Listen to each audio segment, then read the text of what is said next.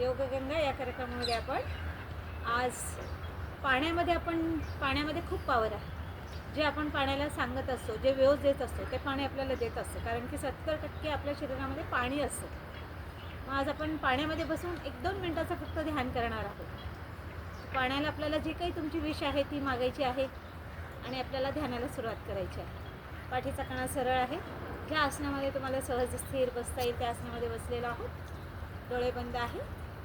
संपूर्ण लक्ष आपल्या श्वासाकडे आहे. येणारा आणि जाणारा श्वासाचं नियंत्रण नाही.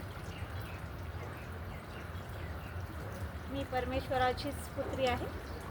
मी परमेश्वराचाच अंश आहे. जे काही मला दिलेलं आहे ते परमपितानी परमात्मानीच दिलेलं आहे. आणि ध्यानामध्ये एक विशेष आम्ही लक्ष ठेवतो की मी नाहीच आहे.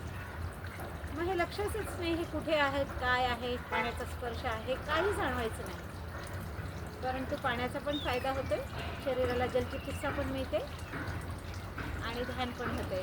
संपूर्ण लक्ष आपल्या श्वासाकडे देतो आणि त्या ईश्वराला रोज ती एक प्रेरणा मागतोय, ती एक शक्ती मागतोय, ती एक भक्ती मागतोय. योग करण्यासाठी रोज आम्हाला जो तो सकाळी उठवतोय, आमच्याकडून जो करून घेतोय, त्याच्यासाठी आम्ही त्याला थँक्स म्हणतोय. शरीरात खूप काही दिलं आहे आम्ही, त्याच्यासाठी आम्ही त्याला थँक्स म्हणू शकतो. एका महान व्यक्तीला त्याने जे काही दिलेलं आहे तेच सुंदर शरीर मला दिले. मला सुंदर 2 हात दिले, 2 डोळे दिले, 2 पाय दिले, बुद्धी दिली मला, मन दिलं मला, शरीर दिलं. खूप काही अशा गोष्टी आहेत त्याच्यासाठी आम्ही थँक्स देवाला म्हणू शकतो.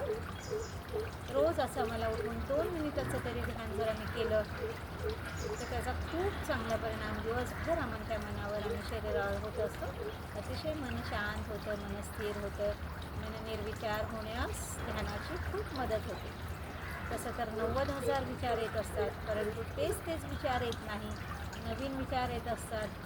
आम्ही पास्टमध्ये आणि भूतकाळात आणि भविष्यकाळात न राहता वर्तमान काळात जगायचं शिकतो. असे अनेक फायदे ध्यानाचे आहे. म्हणून रोज 2 मिनिटाचं ध्यान.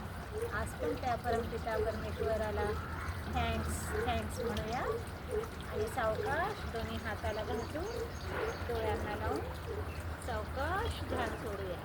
व्हिडिओ बघितल्याबद्दल ओम धन्यवाद.